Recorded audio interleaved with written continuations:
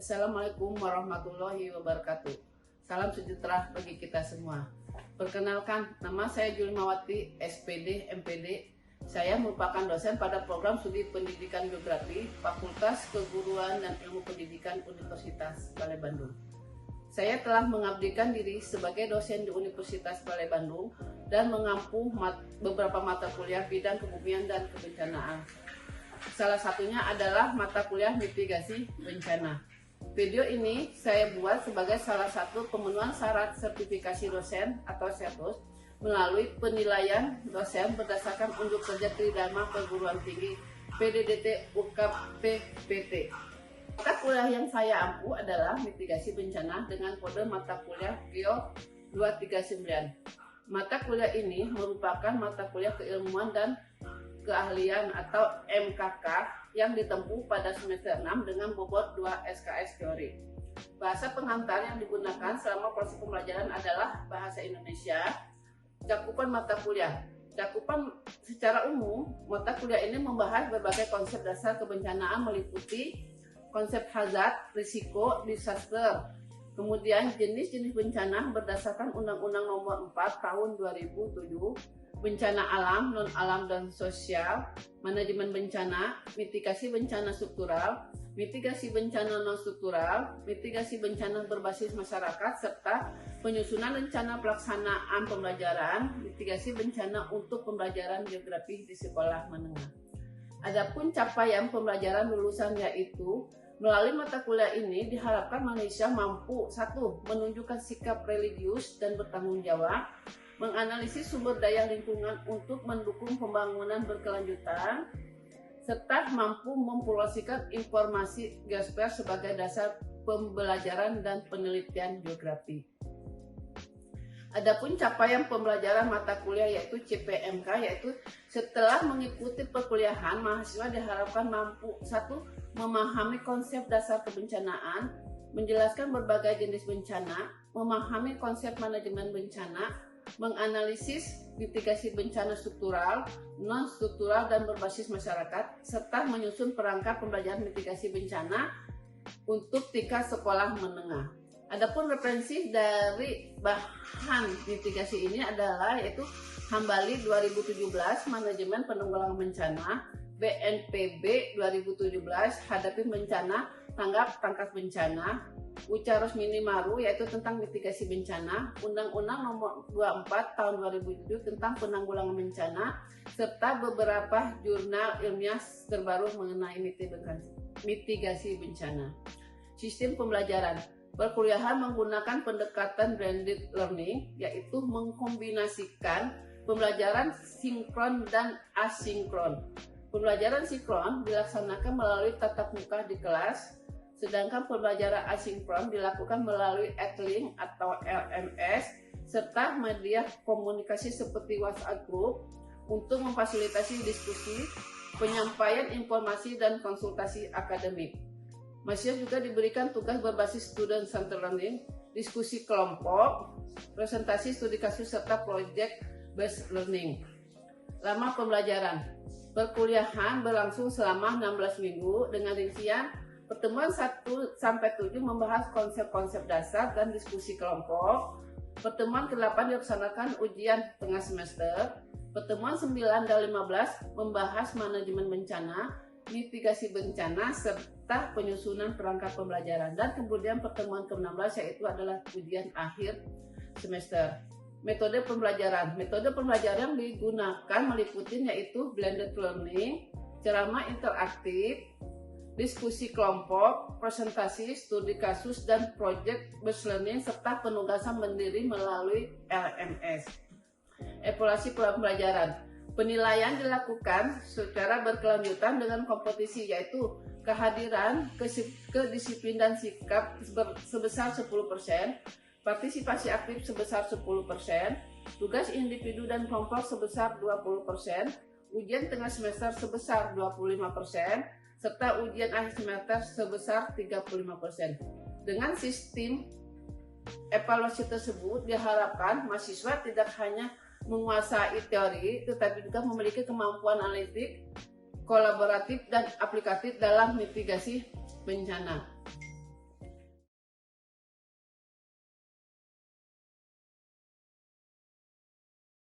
Assalamualaikum warahmatullahi wabarakatuh. Waalaikumsalam warahmatullahi wabarakatuh. Benar teman-teman, apa kabar hari ini semuanya? Alhamdulillah. Ya teman-teman, alhamdulillah kita sekarang pertemuan yang ke-8 ya, yaitu tentang program kita hari ini, yaitu materi kita hari itu tentang mitigasi struktural, mitigasi non struktural, dan mitigasi berbasis masyarakat. Nah teman-teman, sebelum kita menginjak materi yang akan dibahas hari ini, ada yang bisa mereview materi yang minggu lalu yang kita bahas?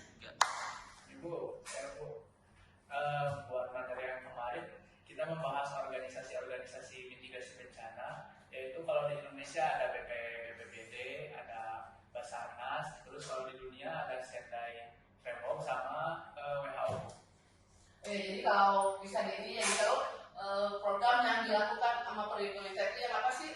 Jadi kita tuh melibatkan semua, ya, dari pemerintah juga, ada BPBD, ada masyarakat juga ya. Jadi kita melibatkan banyak unsur yang ada untuk kita melakukan mitigasi bencana yang ada di Indonesia. Nah, sebelum kita melanjutkan materi yang kita bahas hari ini, kita pertama yang materi yang adalah tujuan atau pembelajaran mitigasi bencana struktural, non struktural, dan bencana berbasis masyarakat. Yaitu pertama, kita harus memahami konsep mitigasi bencana secara komprehensif, membedakan mitigasi struktural dan non struktural, menjelaskan penerapan mitigasi berbasis masyarakat, menganalisis efektivitas berbagai bentuk mitigasi, menyusun rekomendasi mitigasi sesuai dengan karakteristik wilayah.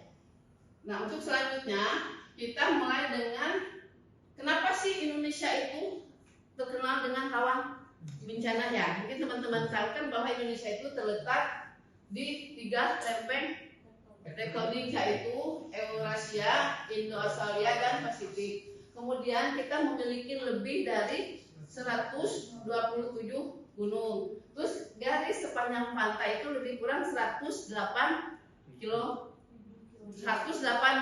kilometer, dan kemudian curah hujan tinggi dengan iklim tropis serta topografi yang sangat beragam. Karena di Indonesia itu kan topografi beda-beda ya, ada yang datar, ada yang berbentuk gunung, dan juga ada berbentuk lautan. Nah, kemudian teman-teman, kita itu kan di Indonesia itu atau di dunia itu mempunyai jenis-jenis bencana ya. Contohnya gempa bumi, tsunami, letusan gunung api, banjir, tanah longsor, abrasi, kekeringan, kebakaran hutan, dan cuaca ekstrim. Yaitu yang bencana yang ada di Indonesia atau yang ada di dunia gitu.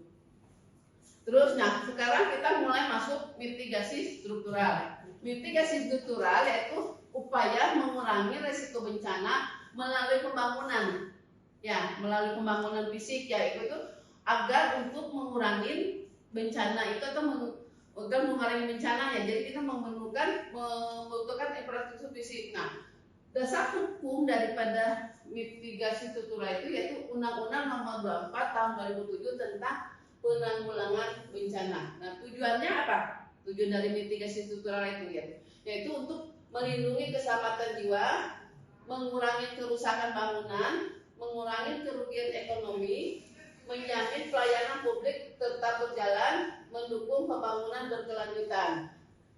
Di sana itu kan kalau yang pembangunan mitigasi struktural juga kan punya ini karakteristiknya ya, yaitu karakteristiknya berupa pembangunan fisik berdasarkan analisis risiko, memerlukan pemeliharaan berkala, menggunakan rekayasa teknik, memerlukan investasi besar, dan juga mengikuti standar konstruksi nasional. Jadi kita itu istilah ini, kita membangun rumah itu tidak boleh sembarangan. Jadi kita harus ada standar instruksinya. Nah, kemudian prinsip di dalam mitigasi struktural itu punya prinsip.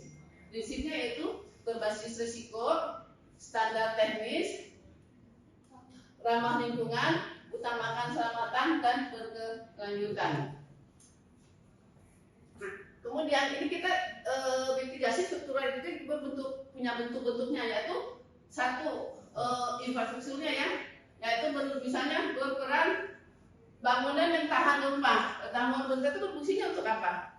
Untuk mengurangi keruntuhan bangunan. Ya, kemudian tanggul banjir untuk mengurangi, menahan luapan sungai. Ya, contohnya kalau kayak kita di Jakarta itu kan di pinggir laut itu kan sekarang tuh udah mulai banyak tanggul-tanggul yang seperti itu ya. Kemudian kalau di ini kan bendungan itu untuk mengendalikan banjir dan penyempurnaan banjir. Contohnya sekarang di Balai Edan kan udah ada waduk yang di mana itu yang di Cikarang itu yang nggak ada waduk. Nah, kemudian drainase yaitu mengurangi genangan. Drainase itu berarti di lingkungan kita kan sering terjadi banjir, makanya kita itu harus menggunakan drainase. Kemudian sabodam yaitu menahan material vulkanik, retaining wall itu untuk menahan longsor. Untuk kemudian ada juga bronjong ya, bronjong itu untuk mengurangi erosi. Yang bronjong itu yang ini yang pakai kawat-kawat, pakai batu terus dikawatin ya, itu malah bronjong. Kemudian breakwater itu mengurangi abrasi dan shelter tsunami yaitu evakuasi vertikal. Nah, contoh penerapannya ya teman-teman ya, dari mitigasi strukturalnya, contoh penerapan itu misalnya gempa itu kan rumah-rumah itu kan kalau paling gampang ya. Makanya sekarang itu kalau yang struktural itu yaitu gempa itu rumah tahan gempa. Contohnya kalau kayak di Jepang itu kan mulai rumahnya itu kan udah tahan gempa. Nah, kalau kita itu ada di daerah Pengalang itu ada satu kampung itu mereka udah bikin rumah tahan gempa, itu rumahnya dari kayu, jadi tidak menggunakan bata. Kemudian banjir yaitu menggunakan kolam retensi, longsor yaitu menggunakan bronjong itu yang batu yang dikawat itu. Kemudian tsunami yaitu breakwater. Nah, terus teman-teman, selanjutnya kita lanjut lagi ke mitigasi non struktural.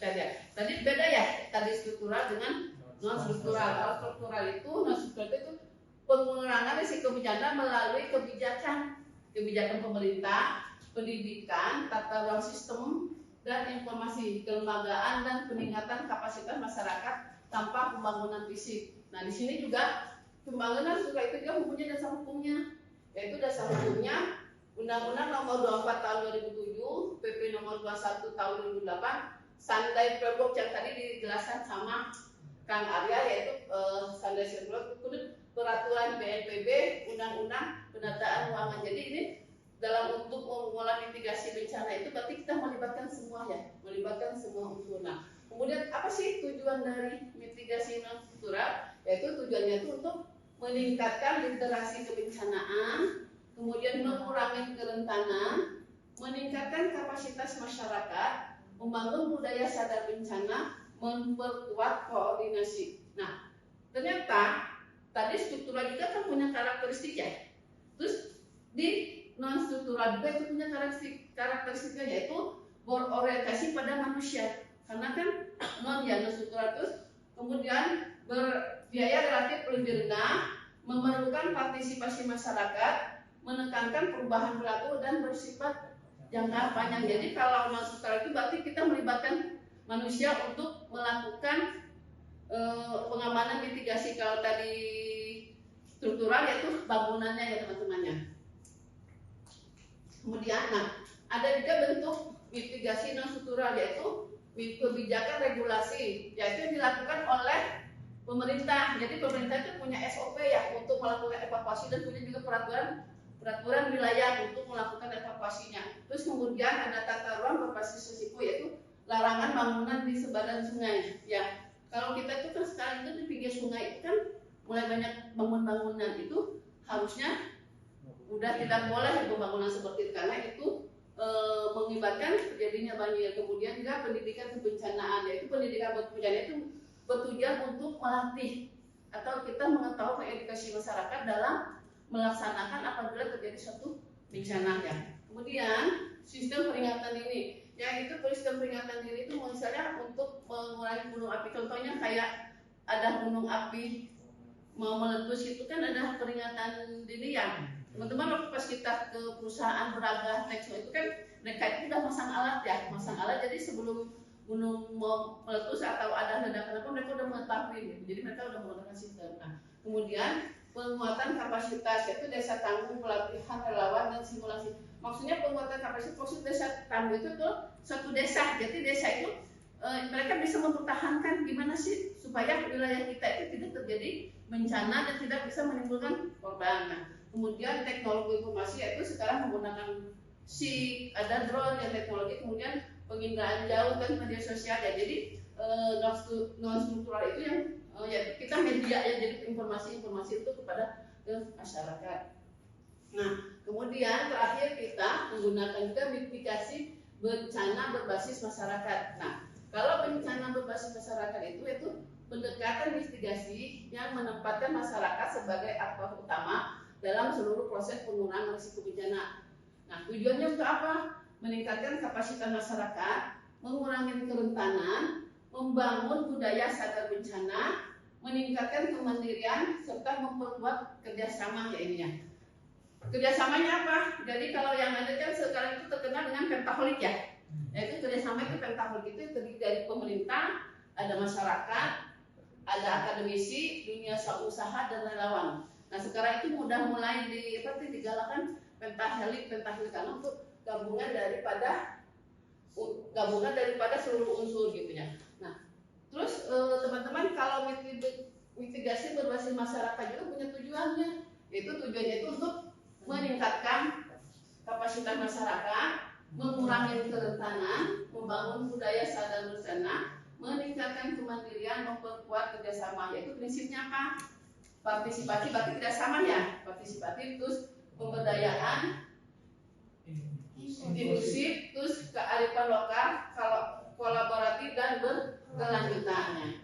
Jadi dalam pelaksanaan mitigasi berbasis masyarakat itu juga punya tahap-tahapnya, yaitu tahap persiapan, pengkajian risiko, penyusunan rencana, pelaksanaan monitoring. Jadi untuk melaksanakan kegiatan mitigasi bersama kita harus punya persiapan. Jadi tidak bisa masyarakat itu tiba-tiba diundang langsung datang. Jadi kena persiapan, yaitu persiapan gitu misalnya pembentukan tim siaga dulu, terus disosialisasikan dulu, terus mengumpulkan data ya apa yang harus kita lakukan. Kemudian pengkajian risikonya apa sih? Misalnya hazard assessment, analisis kerentanan dan analisis kapasitas. Kemudian juga kita ada juga penyusunan rencana.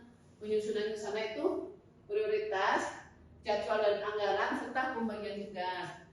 Dan setelah persiapan, pengkajian risiko, penyusunan rencana, kemudian ada pelaksanaan. Pelaksanaan itu kita harus simulasi dulu ya sebelum kita terjun ke lapangan, terus kita penanaman pohon, pelatihan dan jalur evakuasi. Nah, kemudian terakhir kita monitoring dan evaluasi, yaitu tingkat partisipasi dari masyarakat tersebut dan kemudian hambatan yang terjadi itu apa sih gitu. Misalnya hambatan yang terjadi misal mereka nggak bisa hadir atau apa, itu merupakan hambatannya. Kemudian perbaikan program. Jadi kita itu program yang ada itu terus kita perbaiki, jadi untuk bisa melibatkan semua unsur daripada mitigasi berbasis masyarakat tersebut. Nah, kemudian contoh studi kasus teman-teman ya.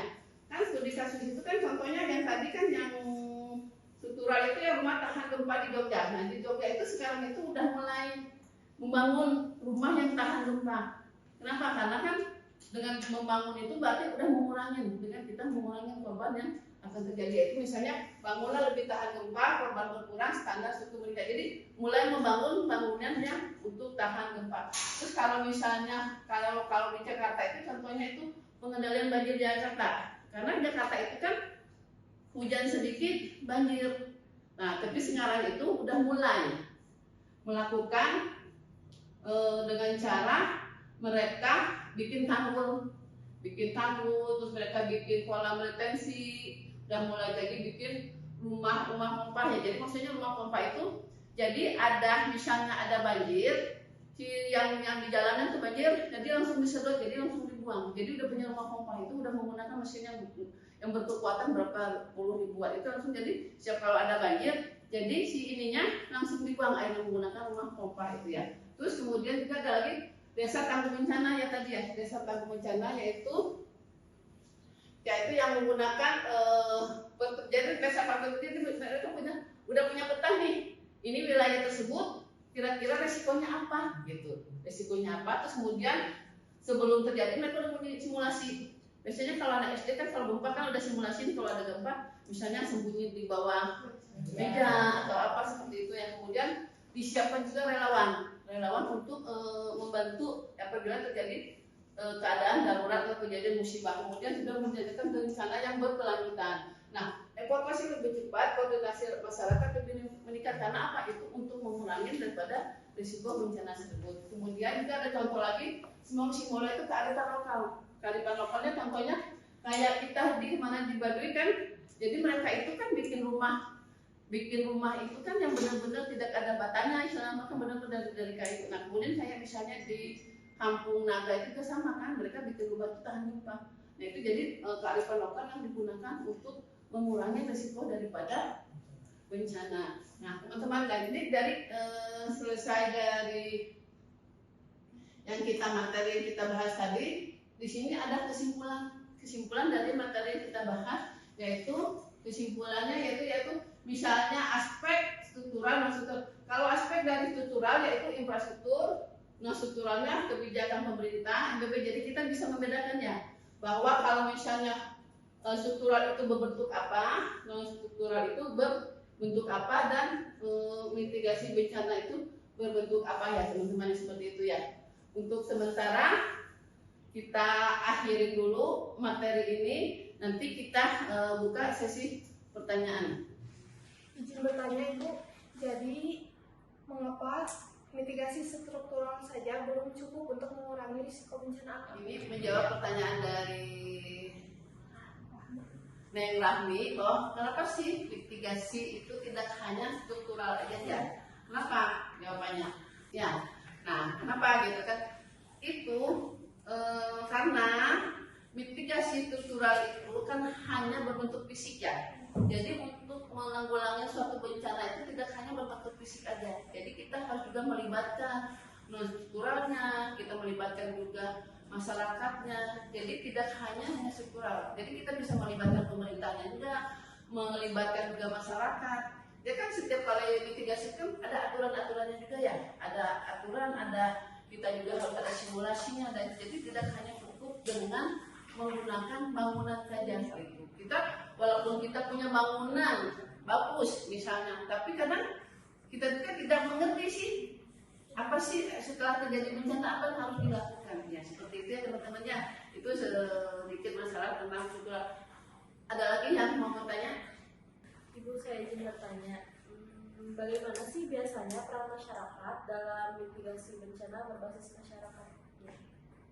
Ya, terima kasih dan setia atas pertanyaannya. Tadi pada pertanyaan bagaimana peran masyarakat yang begitu penting dalam pengendalian mitigasi bencana. Nah, teman-teman, kenapa masyarakat itu sangat penting dilibatkan? Karena kan masyarakat itulah yang lebih tahu kondisi lingkungan.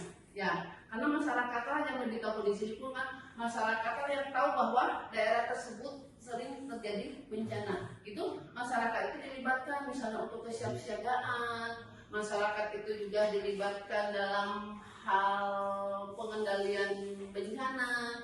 Masyarakat juga itu dilibatkan dalam kegiatan-kegiatan. Jadi kegiatan-kegiatan, jadi masyarakat itu sangat penting dan berperan utama untuk mengendalikan bencana. Jadi tidak hanya pemerintah aja gitu, tidak hanya pemerintah, karena masyarakatlah yang lebih tahu kondisi dari wilayah mereka gitu kan. Jadi masyarakat kan lebih tahu bakal ini wilayah ini sering terjadi bencana. Jadi mereka lah yang mulai melakukan simulasi, melakukan pelatihan, melakukan edukasi juga. Itu jadi salah satu dari peran masyarakat. Kenapa masyarakat itu sangat penting dalam melakukan atau mengurangi risiko bencana ya teman-teman ya. Teman-teman semua, alhamdulillah pertemuan hari ini kita sudah selesai. Diharapkan teman-teman walaupun 50% ada menerap kuota ya, tapi untuk pemahaman materi yang dibahas ini teman-teman bisa lihat di Edlink atau di LMS. Nah, kita insya Allah minggu depan kita ketemu lagi ya. Terima kasih atas partisipasinya. Semuanya salam sehat, sukses. Sebentar lagi kalian menjadi sarjana. Assalamualaikum warahmatullahi wabarakatuh. Waalaikumsalam warahmatullahi wabarakatuh. Demikian video pembelajaran mata kuliah mitigasi bencana ini saya sampaikan. Semoga video ini dapat memberikan gambaran mengenai proses pembelajaran yang saya laksanakan sebagai dosen di program studi Pendidikan Geografi Fakultas Keguruan dan Ilmu Pendidikan Universitas Balai Bandung.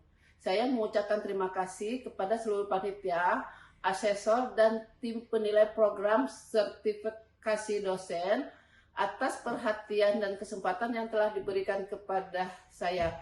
Mohon masukan dan evaluasi sebagai bahan perbaikan untuk meningkatkan kualitas pembelajaran di masa akan datang. Assalamualaikum warahmatullahi wabarakatuh.